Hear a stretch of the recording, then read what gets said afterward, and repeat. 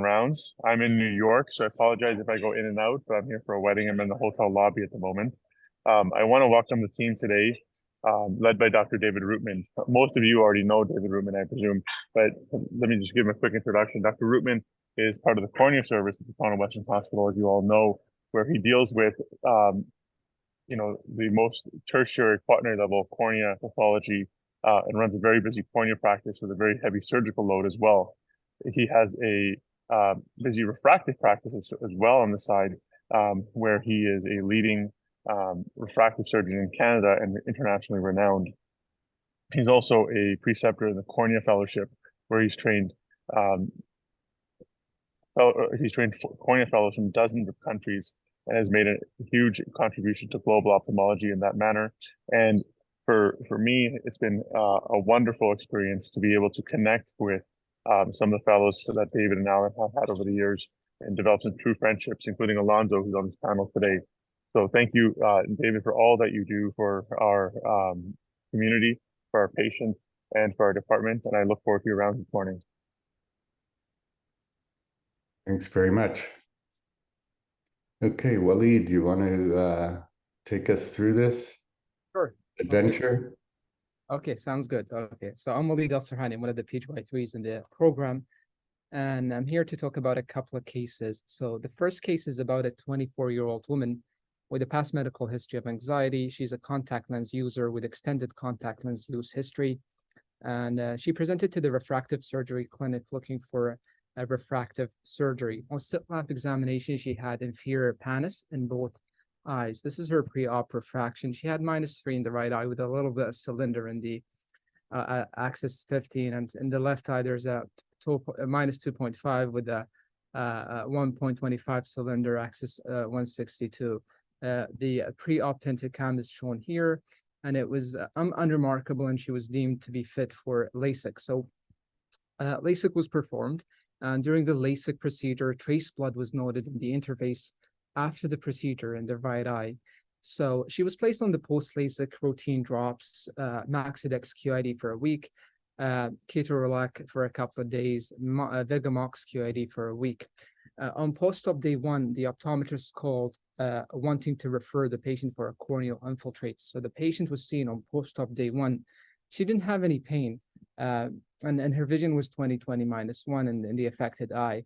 And as you can see on the slit lamp examination photo here, there are some inferior opacities in the flap interface in both pictures. So at this moment, what would you do next? Would you scrape and start fortified antibiotics? Dr. Wright, we can pull up the poll questions. Would you scrape and start fortified antibiotics, or increase Vigamox to Q1 hour, lift the flap and irrigate, or increase the frequency of Maxidex? I'm sorry, Waleed. I'm on my phone here, and I started and ended the poll too quickly, so we didn't get any result. I'm sorry, so you can keep it going. Okay, that's fine. So we decided to increase the frequency of Maxidex to Q1 hour. And on post-op day 3, the inferior opacity resolved and her vision improved to 20/20 +2. So the diagnosis was diffuse lamellar keratitis, or DLK, which is a non-infectious inflammatory condition. It affects about 2 to 4% of patients undergoing a LASIK procedure, and it is characterized by accumulation of white blood cells within the flap interface. It is almost always present on post-op day 1, and it peaks on day 5 and day 6. Symptoms-wise, if it's the peripheral, then it's usually asymptomatic. However, if it involves the center, then it may cause decreased vision and decreased contrast sensitivity. So different associations and risk factors have been proposed to be associated with DLK.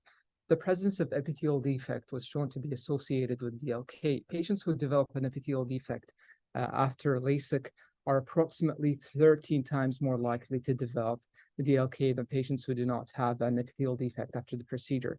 Bacterial endotoxins and sterilizers is also another risk factor. Marking pen ink is also another risk factor. The red blood cells in the interface from pannus, for example, like what happened in our case, was shown to trigger an inflammatory response that results in DLK. Other risk factors include betadine, meibomian gland secretions, and higher energy levels during femtosecond. And this is one of the complications that are associated more often with femtosecond assisted LASIK than microkeratome assisted LASIK. However, DLK occurring after LASIK, it tends to be mild with little effect on visual acuity. So this is a case in the literature of a patient who had blood in the interface. As you can see in the photo on the left, there was some blood in the interface, and the blood in the interface, similar to what happened to our case, triggered a DLK. As you can see, there are white opacities in the thinner beam on the picture on the right. So the pathophysiology of the DLK starts with an inflammatory response due to a mechanical or toxic insult that results in cytokine release that binds to keratocytes, and then keratocytes produce pro-inflammatory chemokines, which will attract the white blood cells from the limbal blood vessels. So DLK can be classified into 4 stages. So the first stage is when the white blood cells are limited to the periphery of the flap interface. And if they progress and involve the visual axis, then this is definitely stage 2. If the white blood cells become clumped and more dense, it's considered stage 3. And finally, the rare stage 4, which results in stromal melting and mud crack appearance, and unfortunately permanent scarring. And this stage carries poor prognosis. DLK and infectious keratitis. So DLK almost always happen on day 1. Infectious keratitis usually takes a couple of days to develop. DLK is usually limited to the flap interface. However, infectious keratitis can develop anywhere, whether it's below or above the flap or beyond the flap.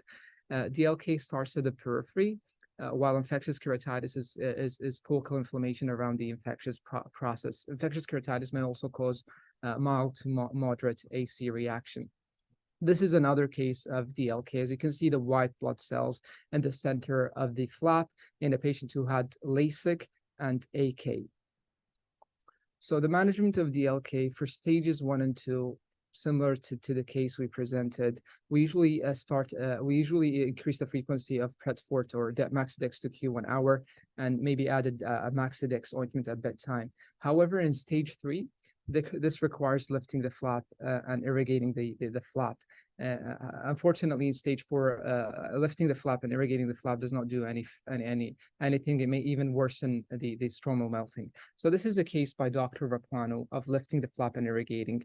And this is a case of epithelial downgrowth. As you can see, a reverse Sinski is used to open up the flap edge, and there is a nasal hinge in this case, and then a cyclodialysis spatula is used to open up and lift the flap, and then BSS is injected, and then Wexel is used to clean the base and the edges of the flap, and finally, after returning the flap into position, BSS is injected again. Okay, so in conclusion, the management of DLK requires early identification of the granular white blood cells, which may appear more on day 1, staging the reaction depending on the location of the cells, and also intervention with close follow-up in 24 or 48 hours to identify cases that will progress to stage 3. Obviously, if DLK does not respond to steroids, then you have to reconsider the diagnosis. So that's it with case 1. If anyone has any comments or questions. Yeah, when DLK was first described, do you know what it was originally called? As a Sands of Sahara? Yeah, that's right. And what it looked kind of like sand dunes. And reason for that is that was prior to the days where we're using a femtosecond laser, which gives us a much more even kind of interface. So I think most of those pictures that you showed were femtosecond laser assisted, because it looked more like sort of, no definite pattern. But with the microkeratome is basically it's a fine razor blade that oscillates back and forth as it goes across the cornea, and this would tend to give these linear strips where the white blood cells could accumulate in sort of a variable pattern, like a varying pattern, like waves on the ocean, or like or like sand dunes, and it then therefore took the name Sands of Sahara. But so,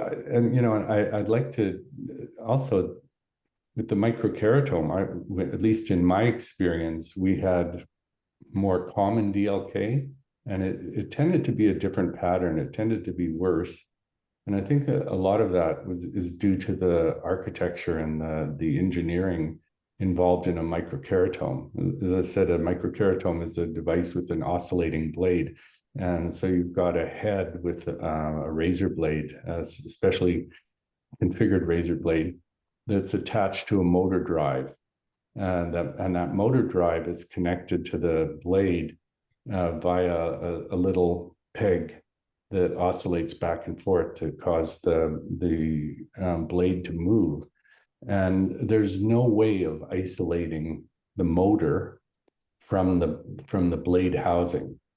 And in fact, when I was using the microkeratome in the early days, we had cases where black material would come out of the motor head, and you'd find these little black metallic-like particles at the interface.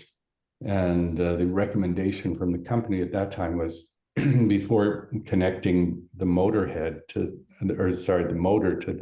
the blade head, you would immerse the tip in rubbing alcohol and run it for 30 seconds to try and get rid of some of the particles. So at least in my experience, I mean, the worst case of DLK that I ever had was with the microkeratome. And whereas when you're using a femtosecond laser, it's about as close to sterile as you can get it. There's nothing that touches the eye that is non-sterile. Like with the microkeratome, you can't sterilize the motor head in between cases. Whereas the femtosecond laser, it's all disposable material. It's all single use, and nothing touches the surface except for your cannula to open up the micro adhesions that occur with the femtosecond flap. And I've found that the DLK that we get with the femtosecond is usually a little bit around the edge when it does occur, or sometimes at the hinge margin. But the next case that you're going to present is, I think, the only one that I've seen in 17 years of using microkeratome, or sorry, the femtosecond keratome. You could call it a keratome. It's the only case that I've seen in 17 years that went that far. I had one case with the microkeratome where the patient went on to a central clumping of the white blood cells. So the reason that you don't irrigate once it gets to that position is that there's been a lytic process that goes on from all of these white blood cells, releasing their enzymes, causes dissolution of the collagen. And usually what happens is the cornea flattens. And so you end up with an overcorrection in a myope and undercorrection in a hyperope. You said that the prognosis is poor. In general, it's not so bad. It is bad for sure, but it often improves with time, probably due to remodeling of the stroma to some extent, and probably due to our friend, the epithelium, which tends to remodel. The epithelium helps us a great deal in most of our corneal procedures. And it's there as sort of like corneal putty. And it might be the action of the lid or a reaction to the keratocytes around it, but the epithelium knows to increase in thickness in areas where the cornea has become thin. So often these patients, you have to wait a long time. It's a tincture of time that helps cure them, and they get much better vision, but it'll sometimes take a year or more if you can bide them through their process. If it's uniocular, they may be able to function fairly well. or a gas permeable contact lens or a scleral lens may help. And there's a whole literature. When DLK first started, people didn't know what it was all about, and there were people involved, like Simon Holland out in Vancouver, and he developed quite a reputation for himself of going to various centers when they'd have outbreaks of DLK, and he would go through everything from A to Z of what was going on in their laser center. You'd look at the sterilizer, and that's where you brought up that issue of bacterial antigens. Some of the small sterilizers were thought to be vectors of these bacterial toxins that would then get introduced into the interface.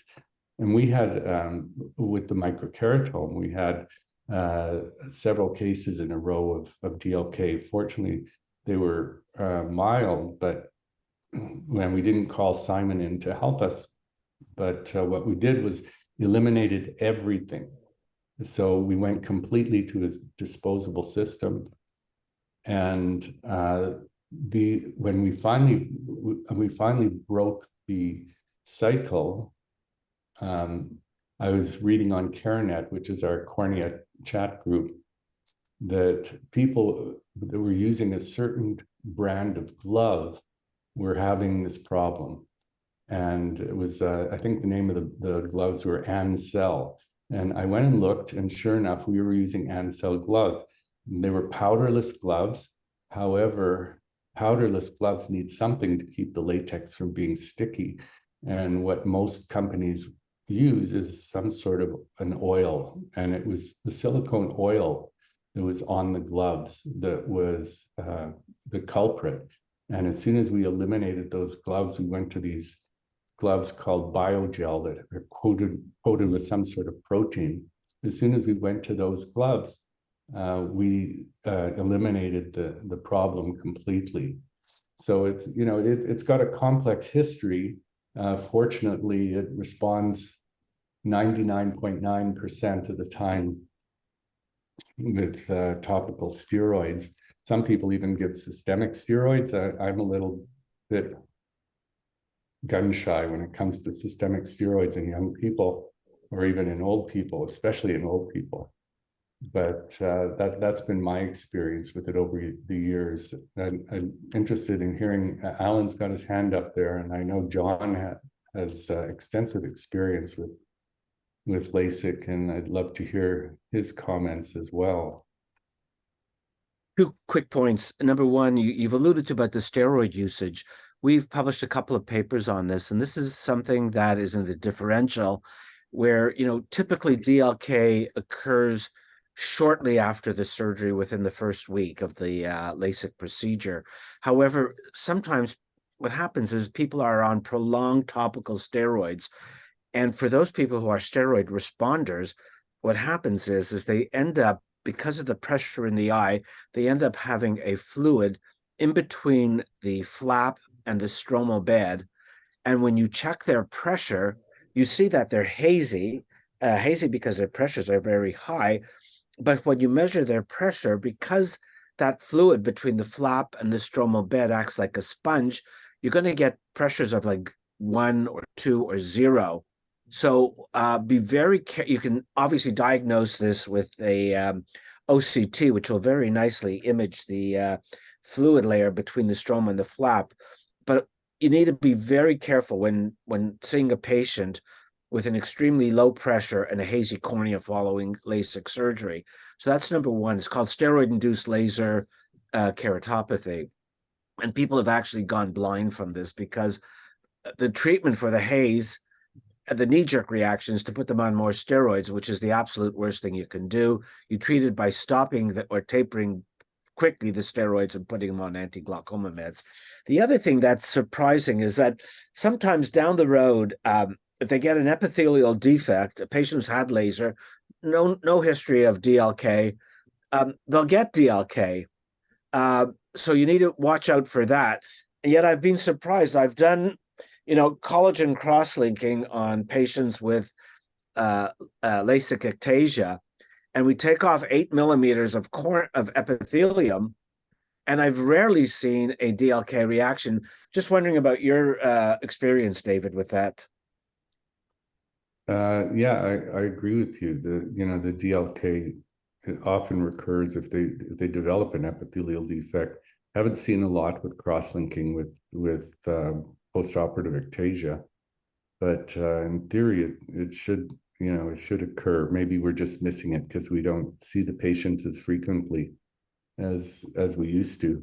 I see them a day and within the first week, and that should pick it up.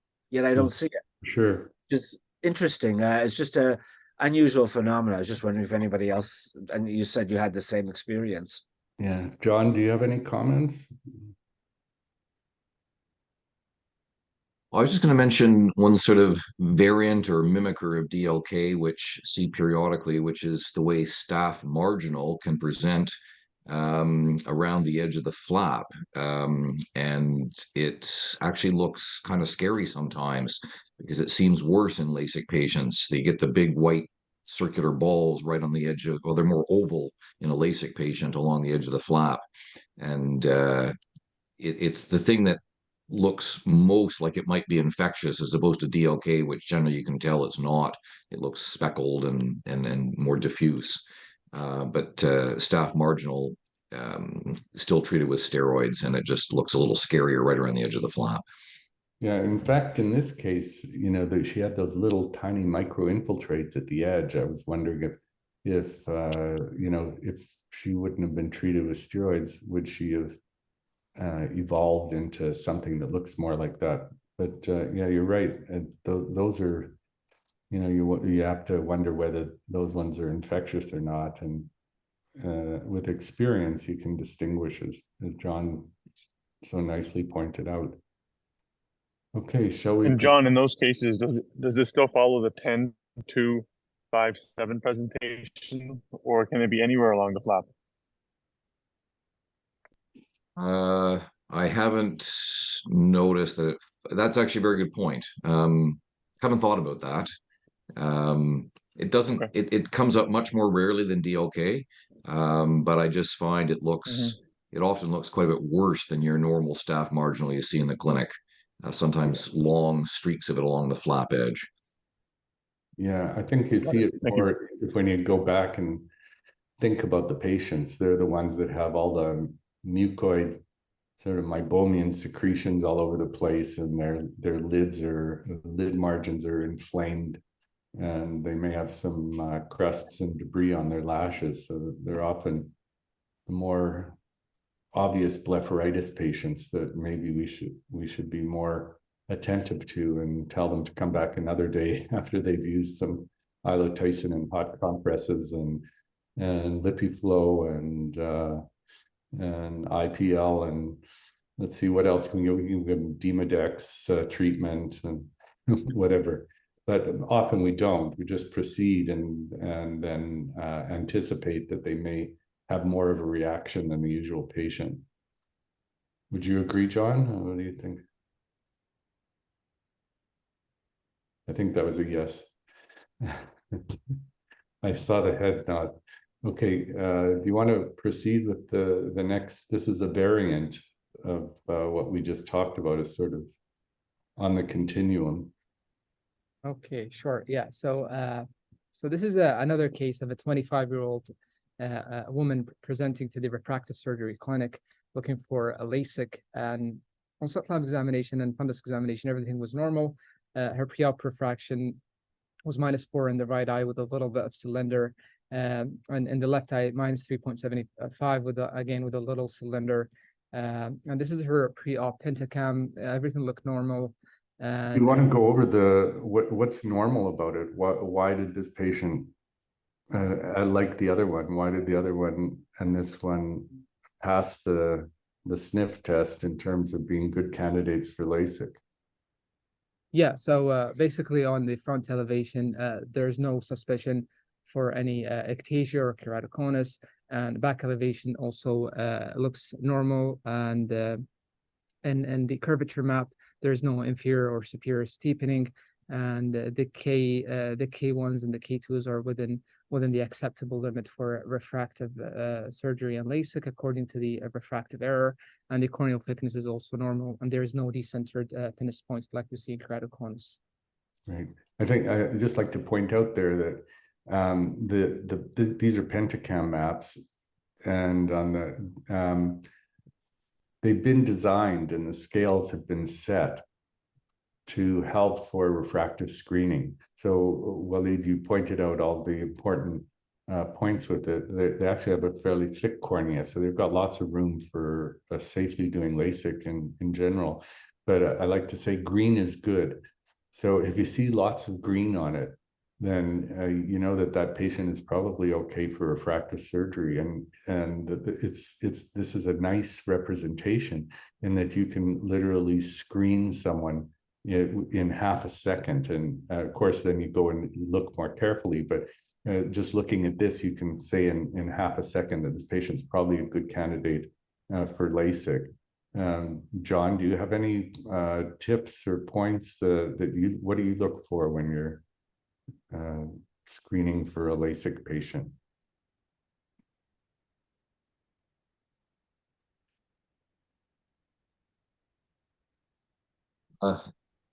So as you probably know, our center uses the orb scan, but the concepts are similar, and we actually came up with a scoring criteria with many, many numbers. And I confess, over the years, I've stopped looking so much at the numbers and looked more at what you're mentioning about just the colors and the general gestalt of the appearance. And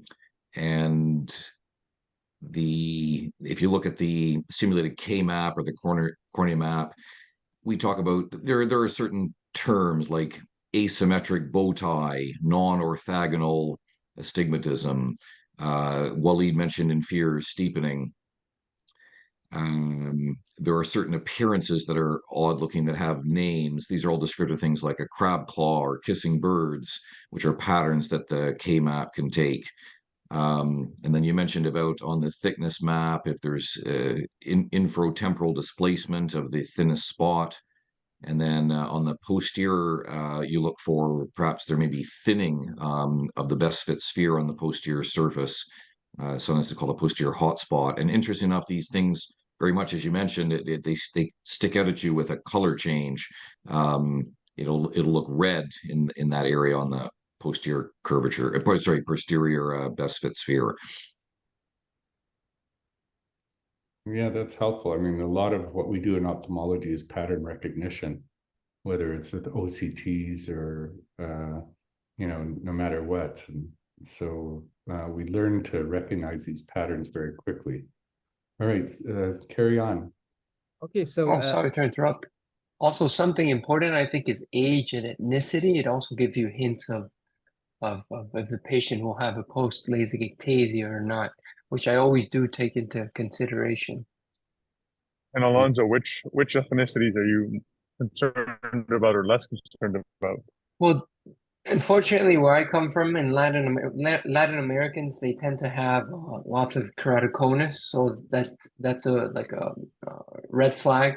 Also, South Asians, people usually from India, all that anything near the equator where there's going to be more allergens, there tends to be a higher incidence of keratoconus.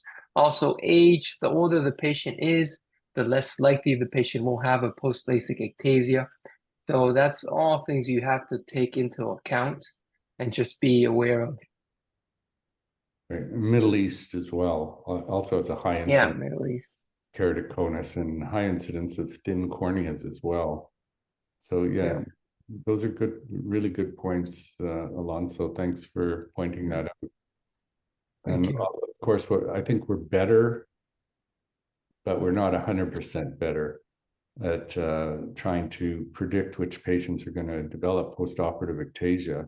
And it's a really vexing condition when it occurs. You have someone that comes in with normal vision, and 10 years later they come back and their vision's starting to falter.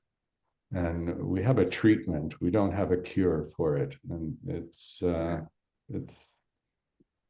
not a great not a great condition to deal with. All right, Waleed, why don't you carry on? Okay, sounds good. So LASIK was performed, and then on post-op day 1, the optometrist called, saying that the patient developed DLK, so PRET force was increased to Q1 hour, and then the patient was seen the next day on day 2. Vision was 20/20. However, on slit lamp examination, as you can see in this video, there's a central white opacity here. So PRET force was tapered down to Q2 hours, and then she was seen on a couple of days later on post-op day 4. Vision dropped down to 20/30, and there was a little bit of a hyperopic shift on post-op day 6. Everything was the same. So this is the pentacam, and as you can see on the curvature map, there's some flattening and decrease in the keratometry on the curvature map, with some thinning as well on the corneal thickness map. Anterior segment OCT was done, and it shows a hyperreflective area in the center of the image. So what would you do? So this is a poll question, Dr. Rai. So this is a 25-year-old woman, post-LASIK, developed a hyperopic shift, central opacity, and some flattening on the curvature map. So A, would you observe, or B, would you scrape for culture and sensitivity and start fortified antibiotics, or C, lift the flap and irrigate? I'm sorry, Waleed, I'm having some technical difficulties, but maybe we'll ask the panelists what they would do. That's okay. Sheikha, I'm going to put you on the spot. Sheikha, what would you do?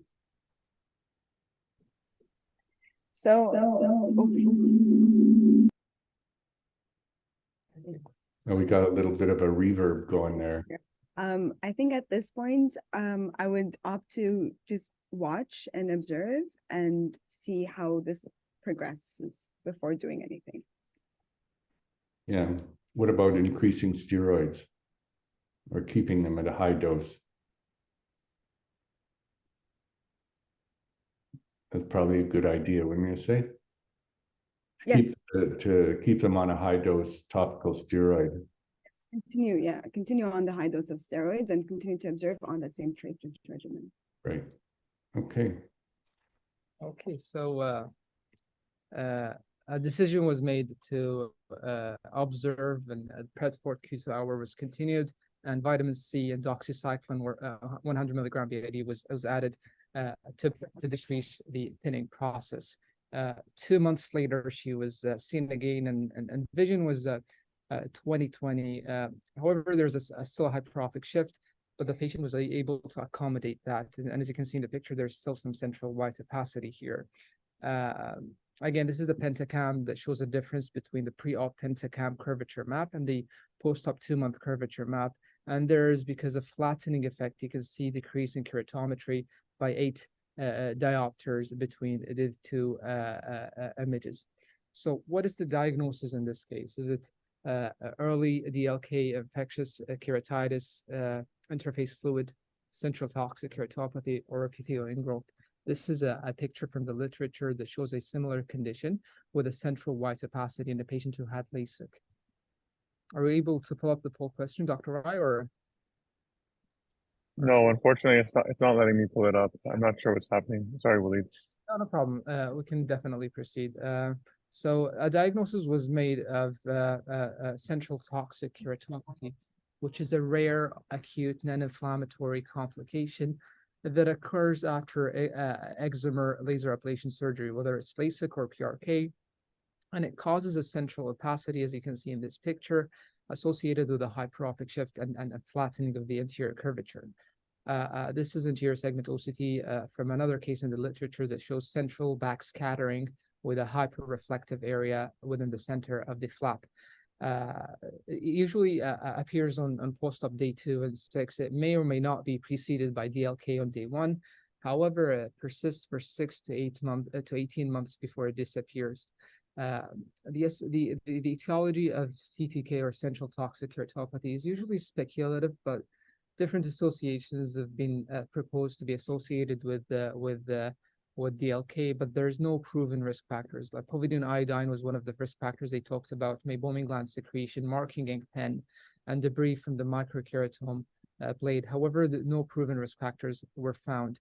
The most well-supported theory to explain CTK is keratocyte apoptosis, which causes tissue loss, and the tissue loss results in flattening of the anterior curvature by 3 to 6 diopters, and this results in a hyperopic shift.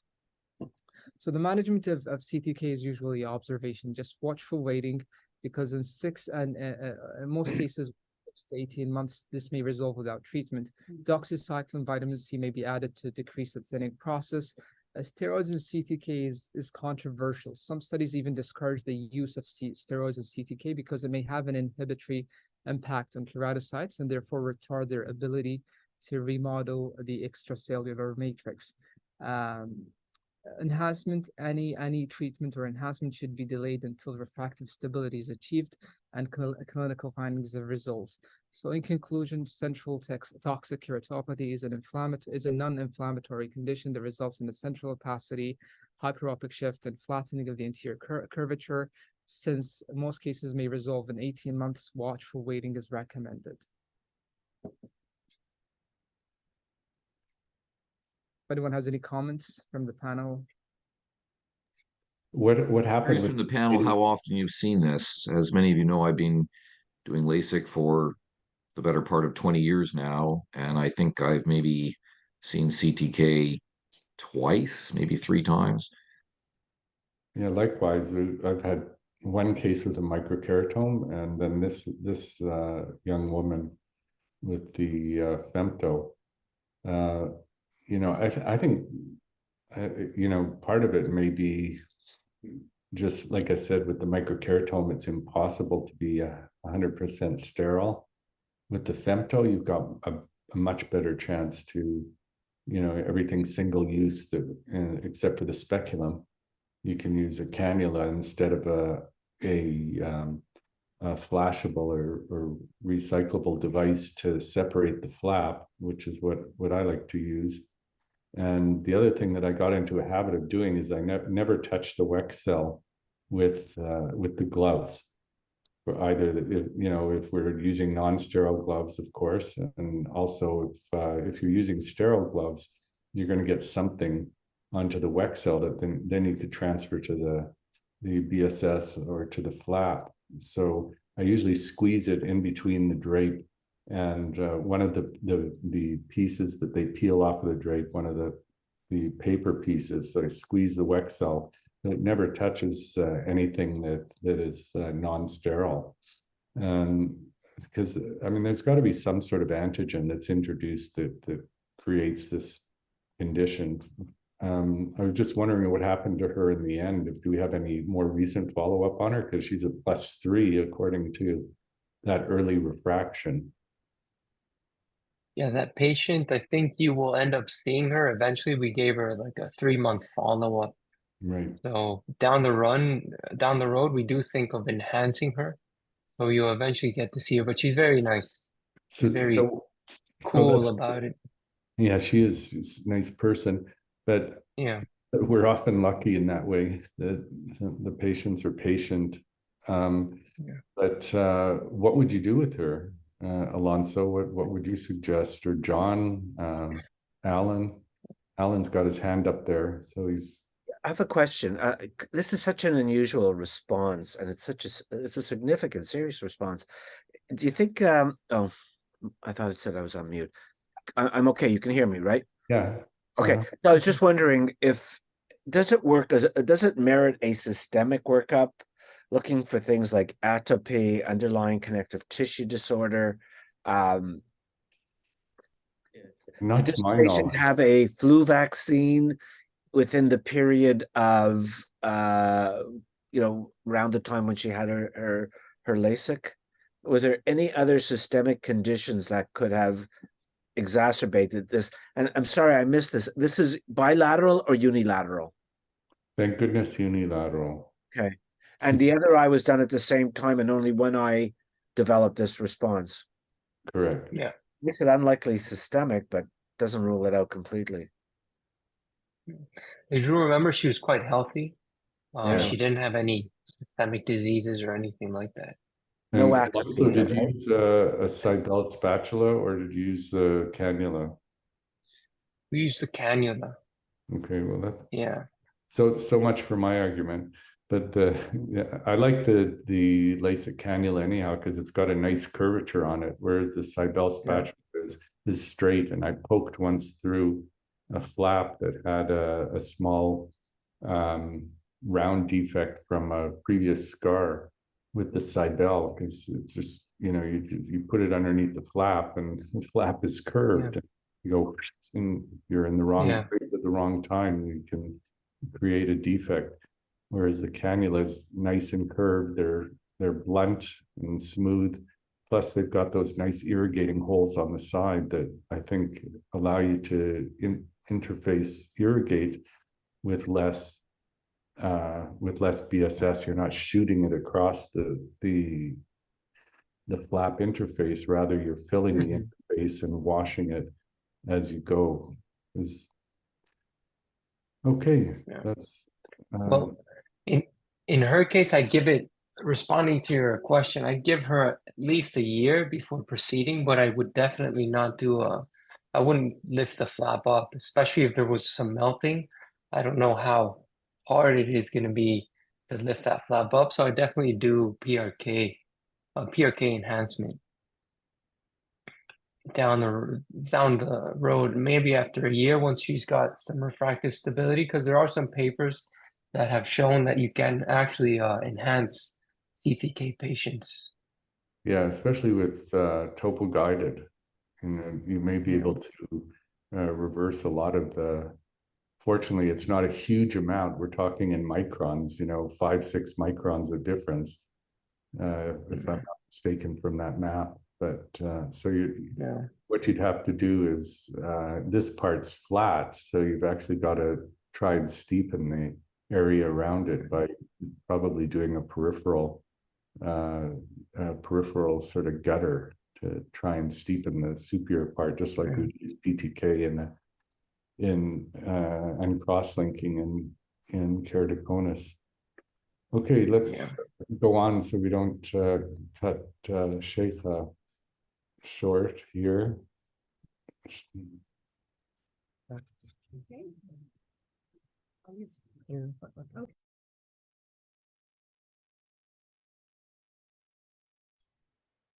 Unmute, Sheikha. You're muted. Sheikha, you're muted. Can we send her a message? Sheikha, you're on mute.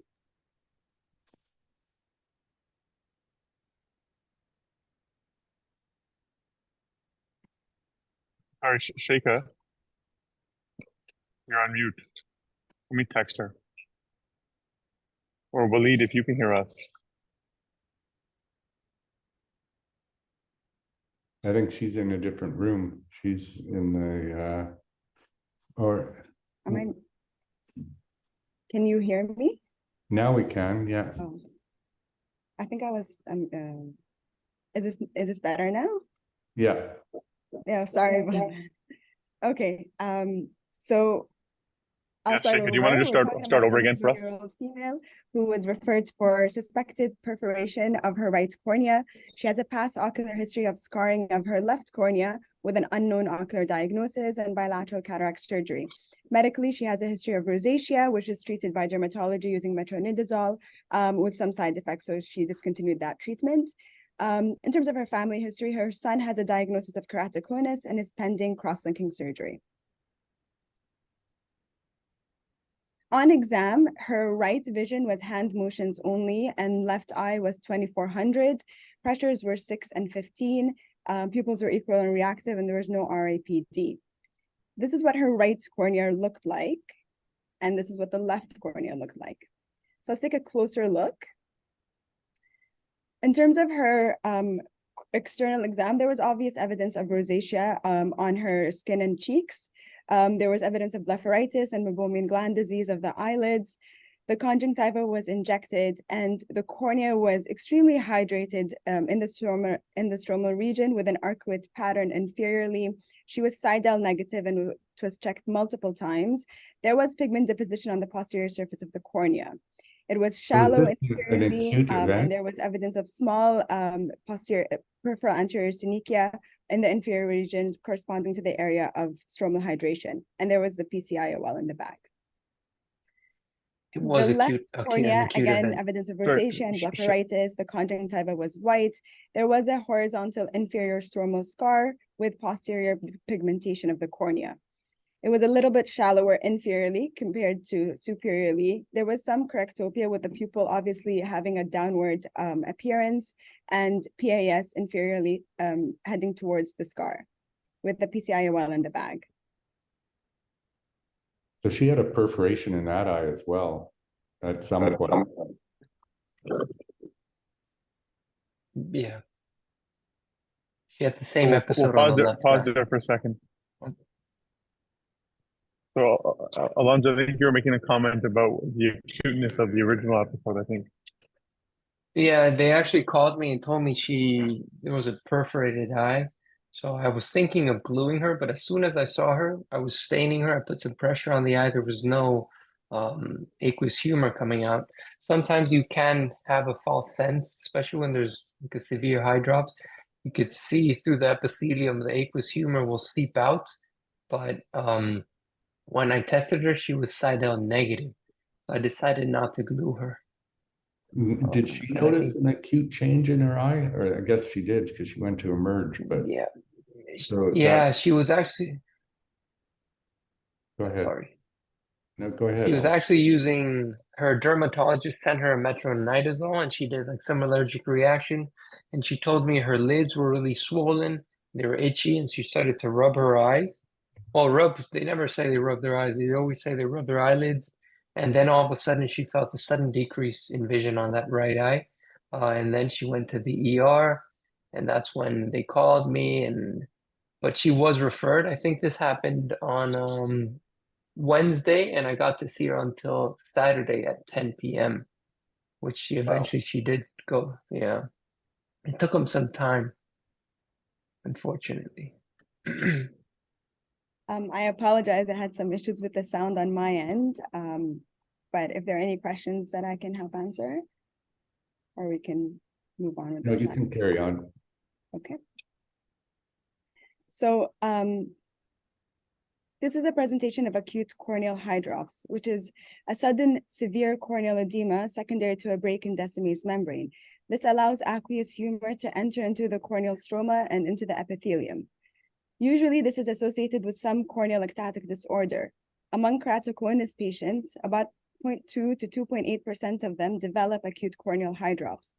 Much less commonly, this is seen in pellucid marginal degeneration and keratoglobus. This commonly resolves within 2 to 4 months, but unfortunately develops subsequent stromal scarring.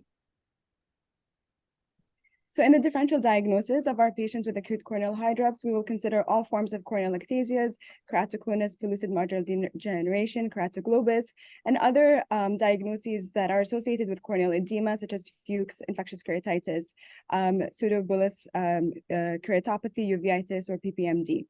Obviously, trauma given the history of query perforation. Investigations can include an anterior segment OCT and UBM, which allows visualization of the ruptured Decimase membrane or of the posterior stroma. It also helps us to monitor for resolution of the corneal edema and reattachment of Decimase membrane. We can also use tomography and topography, which is actually even more helpful to use on the unaffected eye to help diagnose any underlying corneal ectasias. This allows for evaluation of the anterior and posterior corneal curvatures and the distribution of the corneal thickness.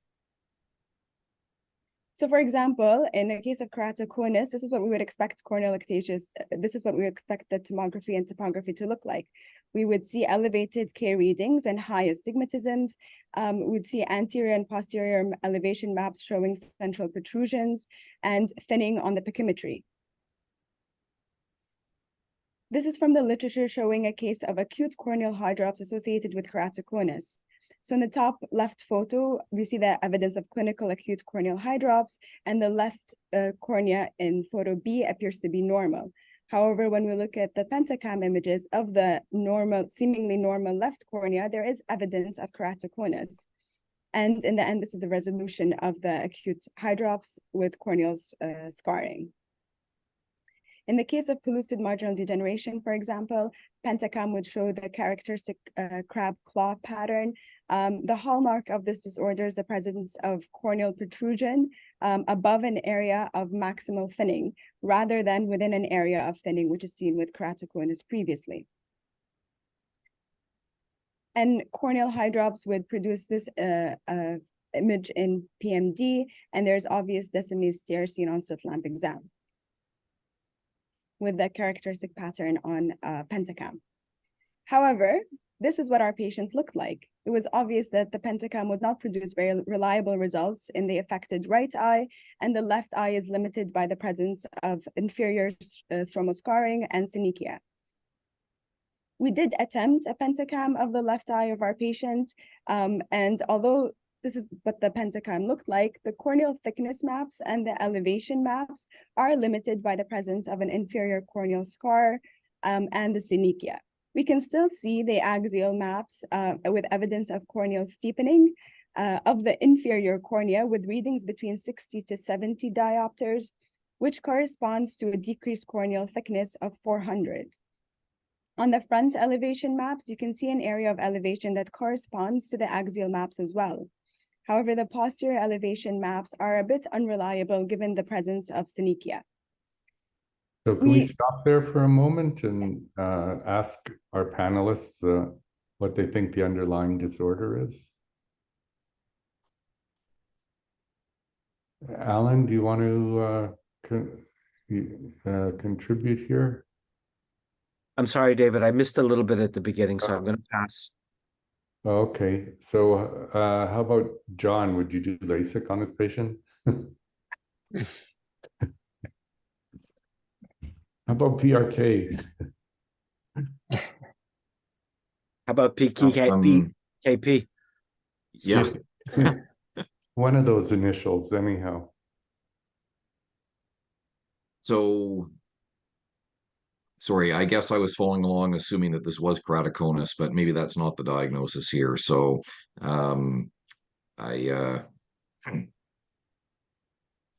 It's a tricky one. It's a tricky one. Yeah, we wouldn't give you the easy one, John. Save the tough one for you. So if you look at these maps, just to go through them in a little bit more detail, with pellucid, as Sheikha quite correctly pointed out, they sometimes have this crab claw configuration, and you also have to notice the angle of the crab claw. It's exactly at 90 degrees.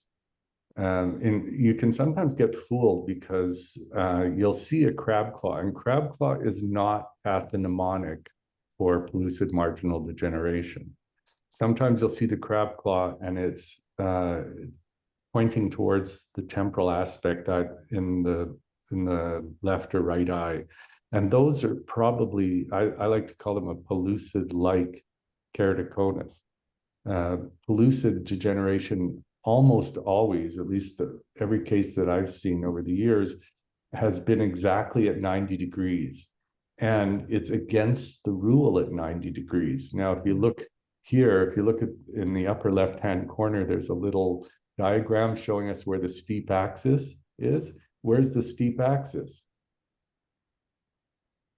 It's at 85 degrees. So it's exactly opposite of what you'd expect with pellucid. You know, pellucid, sometimes they're unilateral, and it's a slowly progressive thing that they come in and they may have 16, 20 diopters against the rule of astigmatism.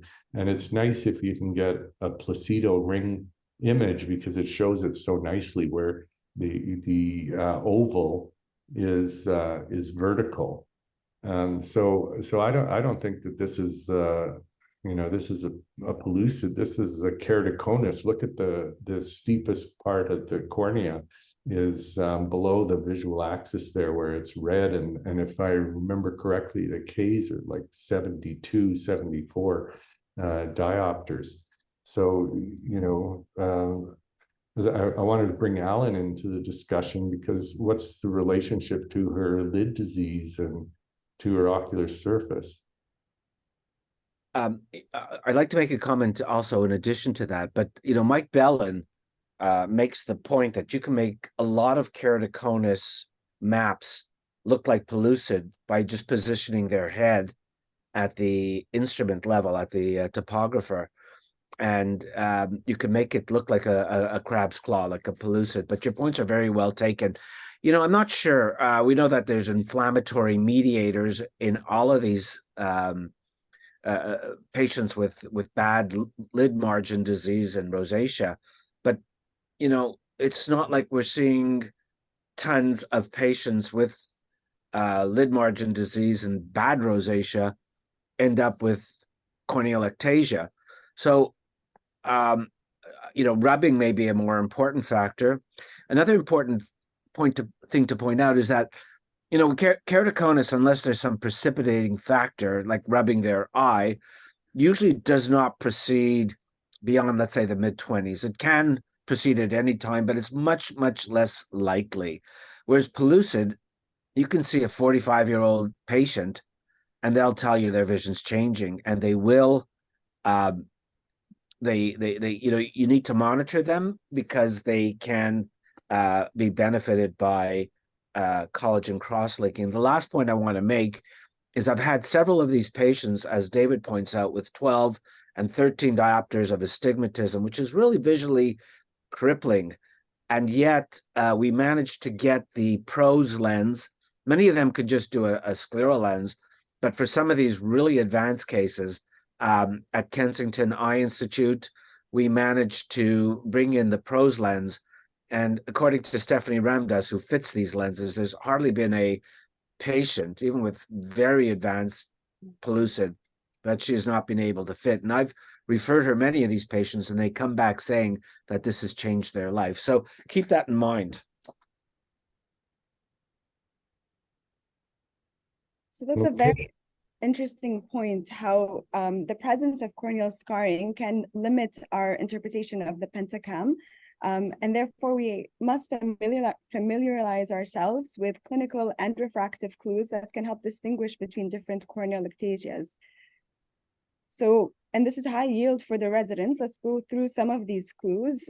First, we've got a Flesher ring. This is an iron line deposition at the base of a cone, and it's seen best with a cobalt blue filter, and it's an excellent clue for the presence of keratoconus. Other clues for keratoconus also include the Rizzuti sign, which is a conical reflection of the nasal cornea seen when a pen light is shown from the temporal side. We also have corneal thinning, especially in the inferior cornea, and apical scarring seen on slit lamp exam. The presence of Voigt's line is another interesting clue to the presence of keratoconus. These are fine, opaque, parallel, vertical lines seen in the deep stroma of keratoconus patients. They can disappear with digital palpation, digital pressure on the eye, and then reappear once the pressure is released. Munson's sign is another sign of keratoconus, which is a displacement of the lower eyelid due to the bulging of the cornea. In PMD, for example, clinically, we can see inferior corneal thinning, which characteristically occurs between 4 to 8 o'clock, and the thinning can reach up to 20% of the stromal thickness. It is characteristically 1 to 2 millimeters away from the limbus. In pellucid marginal degeneration, the steepest protrusion occurs above the area of stromal thinning and almost looks like a beer belly in appearance. The thinning is usually avascular and without any lipid deposition. Again, the lack of Voigt's striae, the iron ring, and apical scarring hint towards pellucid versus keratoconus. There are evidence of refractive clues as well that we can rely on. So in keratoconus, we can see evidence of asymmetry in refraction, high astigmatism, progressive change in refraction, and irregular axis and scissoring of the red reflex. But as Dr. Rootman mentioned, in pellucid marginal degeneration, refractive clues results in high and irregular against the rule astigmatism and flattening of the vertical meridian. So this is when I would like to pause, and given all of the clues that I've mentioned, what is the likely underlying condition? Do we think this is keratoconus, or do we think this is pellucid marginal degeneration? Shake, I got my technical difficulties sorted out, so we'll give this a That's okay. I few think seconds to run here. they can't wait. All right, so your audience is leaning a little bit towards keratoconus here. Yeah. So we'll show you our thoughts. Overall, this is a case of a right acute corneal hydrops and evidence of a left corneal scar. Perhaps there was a previous episode of corneal hydrops, even corneal perforation, given the fact that the pupil is pointed downwards. There is rosacea and blepharitis, which is likely a contributing factor to her eye rubbing. The first theory is that this is secondary to keratoconus. This is supported by the steepening of the inferior cornea with thinning of the apex of the cone and a presence of a thick cornea below the cone. The second theory is that this is a result of pellucid marginal degeneration, given the inferior location of the hydrops bilaterally, the inferior corneal thinning with characteristically away from the limbus by 1 to 2 millimeters. There are lack of clinical signs of keratoconus on exam. However, refraction is against PMD because the flat axis is close to 90, and this patient has the complete opposite. Our management, either way of the acute hydrops, includes conservative therapy. This is using hypertonic sodium chloride, cyclopedia for comfort, and topical steroids and aqueous suppressants. Pneumatic desmatopaxi can be used, which is injection of air or SF6 to flatten the decimate stare. This hastens the resolution of the corneal edema, but there is no statistically significant evidence of it improving the visual outcome overall. And then definitive treatment of wherever underlying corneal ectasia is present. We relied on the same regimen in treating this patient and offered her penetrating keratoplasty as a definitive management in the end. She's going to be a challenging case if we do a penetrating graft due to her ocular surface disease and inflammation. Those meibomian glands were bursting with meibum, and it looked more like waxy secretions than anything else. Good news is she doesn't want a PKP on either eye. Yay. I told her, yeah. So I told her about scleral lenses. So that's what she's leaning on, thankfully. I don't think they'll get a scleral lens on the right one. She might have to send her to Dr. Thacker for one of those eye print customized scleral lenses. Yeah. But hopefully with time it'll look like the left eye. But yeah, I think it's a mix. I think it's a pellucid-like keratoconus. And I think a contributing factor is all her MGD and well, it's related to rosacea. That has, I mean, she is 71. I think this has been in the long run. I mean, she did tell me she's always had eye issues. But yeah, it's a tricky because David, I think I agree with you. I think I think Vishaka does an amazing job with the eye print contact lenses, but those are several that they're like quite expensive. Quite expensive. Cost is a factor. We were able to get the pros, which is also a cost factor, but I think we are the only center in Canada where the provincial government will cover a certain amount of these. The other question is, can you actually identify an area of the break? Like in the we know there's been perforation in both eyes because you can see the peaked iris in the left eye, but in the right eye, could you actually identify, is that area, looks like there's an area, you can't see my cursor, but in the middle almost where there may be a hole, is that, is there an area where you can identify a break?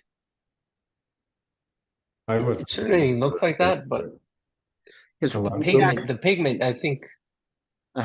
Because if you can, and you can plug that, we actually published a case of a patient with a rheumatoid melt and a cataract that we were able to do a phaco IOL and a DSEC on. And I think Benny Jang presented a case with a keratoconic with a hydrops, with the bad hydrops, where he did a decimate. It went in upside down, but it didn't really matter. It patched the area. And another thing that seems to be effective, although I've not done it yet, is using sutures to eliminate the hydrops. So those are just some options that you might be applicable here. Those are all Alright. excellent points. And one parting comment, not to do with this complex case, but just whenever we have a rounds on LASIK and potential complications, it leaves everybody with the perception that it's a scary procedure of high risk. But just remember that in general, LASIK has a very low risk of complications, and there is a reason why it's still performed more commonly than PRK. PRK may have a lower risk of ectasia, but it has its own list of complications too. John, and the other corollary to that is I'm currently looking at a lady who was on a cruise with her contact lenses and came in yesterday, and I think we're seeing her again today with a huge corneal ulcer from her contact lenses and a melt and a flat anterior chamber. So, I think if somebody came along and invented these, they probably get a Nobel Prize. But you're right. I mean, there is a need for PRK, LASIK. There are complications, and clearly complication rate for LASIK and PRK is, and SMILE apparently also, is less than contact lenses, but things happen. Shit happens. Yeah, well, if we only did procedures without complications, we would be very bored surgeons. I think we wouldn't be doing very much surgery, in other words.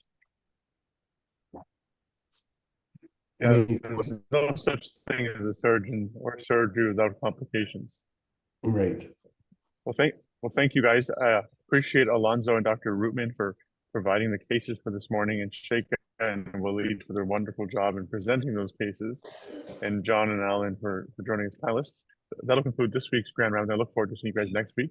There's an evaluation link in the chat, which is required for CME for those who are in attendance. Thank you, everyone. Enjoy your Friday. Enjoy New York. Thank you. Thanks, guys, and Sheikha. Beautiful presentations, and it really brought out all the important points, and I really appreciate your work. Yeah, you guys did a great job. Thank you. Excellent job. Enjoy the long weekend. Bye, guys. Take care. Bye-bye. Happy Thanksgiving.